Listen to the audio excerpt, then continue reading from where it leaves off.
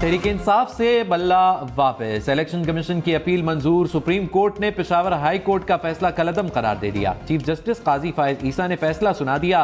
फैसले के मुताबिक तहरीक इंसाफ ने शफाफ इंतखाबात के शवाहिद पेश नहीं किए। पार्टी के हर रुकन को बराबरी का हिस्सा मिलना चाहिए। इलेक्शन कमीशन ने दुरुस्त इंतखाबात ना होने पर इंतखाबी निशान वापस लिया। इलेक्शन कमीशन ने तहरीक इंसाफ को निशाना नहीं बनाया।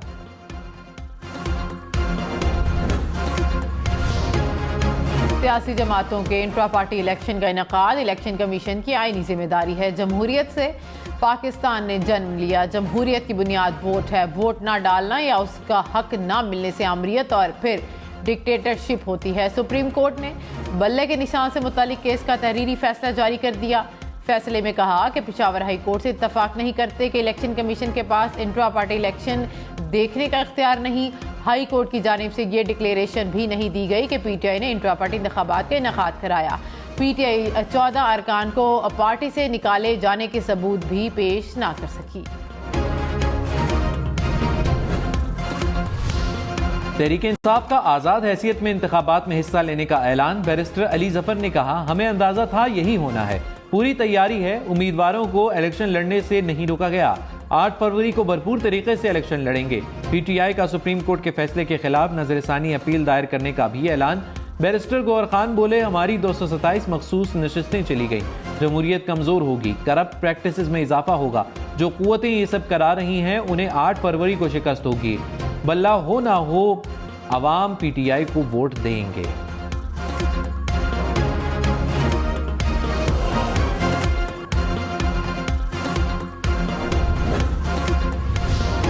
मुस्लिम लीग नून ने सुप्रीम कोर्ट के फैसले को खुशाइन करार दे दिया। ख्वाजा आसिफ ने कहा, सियासी जमातों में इंट्रा पार्टी इलेक्शन शफाफ होते हैं। तहरीक इंसाफ के इंट्रा पार्टी इलेक्शन ड्रामा था। तहरीक इंसाफ वालों ने समझा उनकी हुकूमत हमेशा रहेगी।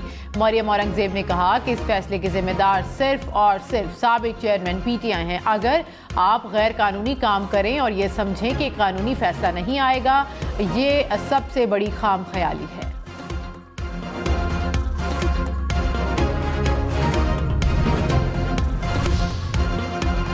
अकबर इस बावर ने कहा, सुप्रीम कोर्ट ने तारीखी फैसला सुनाया। पाकिस्तान की जमहूरियत में ये नई समत का तयन होगा। पाकिस्तान की तारीख में पहली मरतबा इंट्रा पार्टी इलेक्शन की अहमियत सामने आई। पिछले 2 दिनों में बड़े बड़े झूठ के बुत टूटे। 2011 से पीटीआई को एक इदारा बनाने की मुहिम शुरू की। इस फैसले के बाद बाकी जमातों में भी यही अमल आएगा।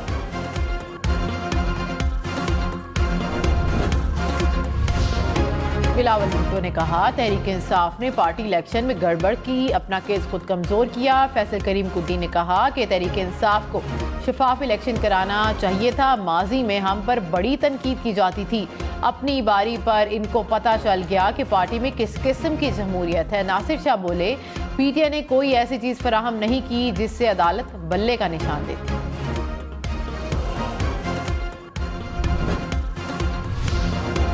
साबिक स्पीकर असद कैसर ने बल्ले का निशान वापस लेने के फैसले को मायूस कुन करार दे दिया। कहा, आइन ये हक देता है कि सबको यकसा मौके फराहम किए जाएं और फैसला आवाम करें। अपने तमाम लीडर्स और वर्कर्स से कहता हूं, घबराना नहीं, डट कर मुकाबला करना है। मुल्क के मैदानी इलाकों में धुंध का राज। एयरपोर्ट्स पर धुंध के बायस परवाजों का शेड्यूल मुतासिर। इस्लामाबाद पेशावर मोटरवे मुकम्मल बंद। लाहौर इस्लामाबाद मोटरवे इस्लामाबाद से कोट मोमिन तक बंद कर दी गई। फैसलाबाद पिंडी भट्टियां मोटरवे फैजपुर से दरखाना तक बंद। फैसलाबाद मुल्तान मोटरवे पर शामकोट से पिंडी भट्टियां तक ट्रैफिक रोक दी गई।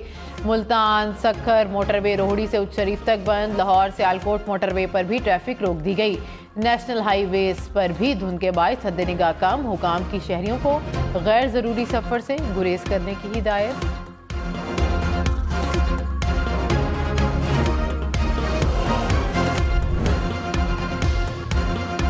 बल्लेबाज का बल्ले वालों को इनकार। तहरीक इंसाफ नजरियाती का पीटीआई उम्मीदवारों पर जाली टिकट जमा कराने का इल्जाम।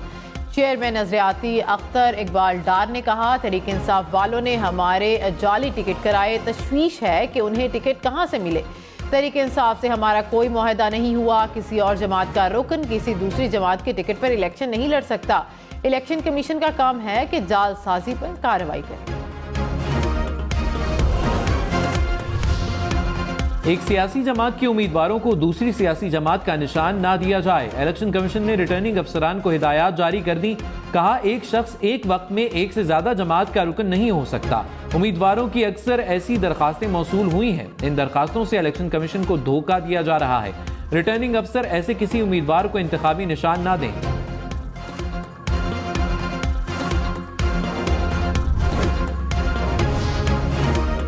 तर्जुमान तहरीक इंसाफ रऊफ हसन ने कहा कि अख्तर इकबाल डार से 2 हफ्ते पहले मुआहिदा हुआ था। हमारे दफ्तर में बैठकर बल्लेबाज के टिकट पर दस्तखत किए गए।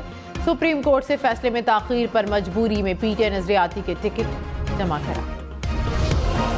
बिलावल भुट्टो ने कहा, शेर के शिकार के लिए बल्ला नहीं तीर इस्तेमाल होता है। शिकार का मौसम है और हमने शेर का शिकार करना है।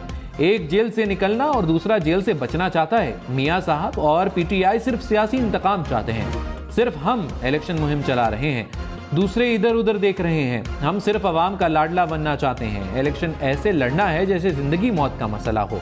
हमारा फोकस पंजाब पर है। पंजाब का वजीर आला जियाला होगा।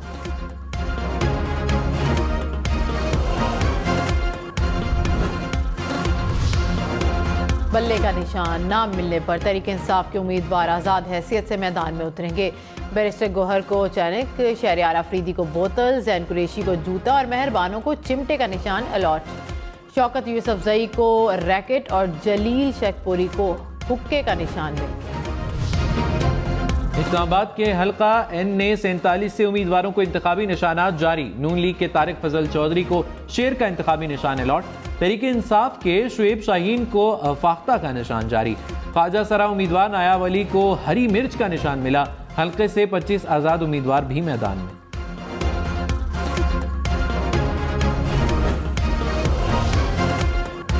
इंतखाबात में पंजाब से बड़े बड़े सियासी पहलवान आमने सामने होंगे। नवाज शरीफ का NA-130 लाहौर में पीटीआई की यास्मीन राशिद से मुकाबला होगा।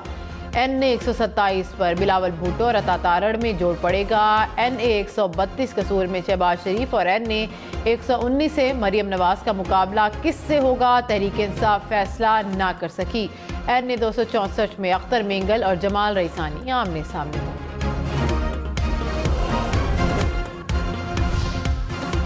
बैरिस्टर गौहर के घर छापे के मामले पर IG इस्लामाबाद सुप्रीम कोर्ट में पेश। कहा, पुलिस पार्टी ने इश्तिहारी मुल्जिमान की तलाश में रेड किया। पुलिस गई तो पता चला कि बैरिस्टर गौहर का घर है, फिर वापस आ गए। चीफ जस्टिस ने इस्तफसार किया, इश्तिहारी मुल्जिमान कौन थे, कौन सा थाना था। IG अकबर नासिर खान ने कहा, ASI को इल्म होगा, थाने में लिखा होगा। चीफ जस्टिस ने कहा, तहरीरी तौर पर रिपोर्ट दें, ये बहुत सीरियस मसला है, जिम्मेदारों को सजा मिलनी चाहिए।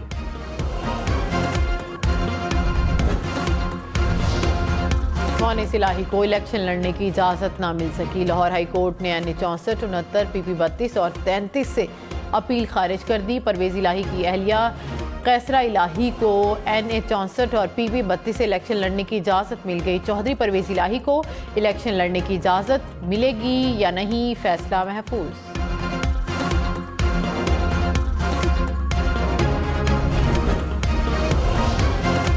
NA-122 पर ख्वाजा साद रफीक का मुकाबला तहरीक इंसाफ के लतीफ खोसा से होगा। हमजा शहबाज का NA-118 पर PTI की आलिया हमजा से मुकाबला होगा। NA-56 पर शेख रशीद, हनीफ अब्बासी और PTI के शहरियार रियाज आमने सामने। NA-71 सियालकोट में ख्वाजा आसिफ का मुकाबला उस्मान डार की वालिदा से होगा। नारोवाल में एहसन इकबाल और PTI के जावेद काहलू आमने सामने।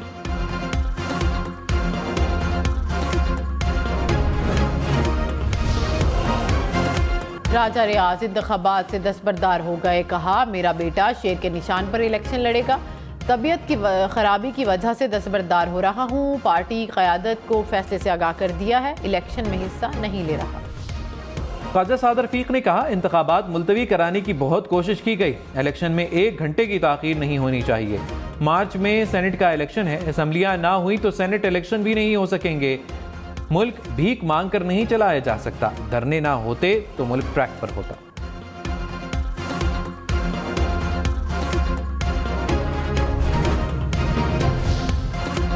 इलेक्शन में सिर्फ 25 दिन बाकी। 8 फरवरी वोट सबसे जरूरी। आपकी हमारी वोट डालना जिम्मेदारी। अगली हुकूमत कौन बनाएगा, अगला वजीर आजम कौन आएगा, जोड़ तोड़ सियासी मुलाकात, मुज़ाकरा, टिकट से उम्मीदवारों के नाम तक रैलियां, जलसे और जुलूस, कहीं दावे कहीं वादे, वोटिंग गिनती और नताइज। हम न्यूज़ का इलेक्शन पर खसूसी प्रोग्राम इलेक्शन रूम इतवार रात 7 से 9 और हल्कावार रात 10 बजे सिर्फ हम न्यूज़।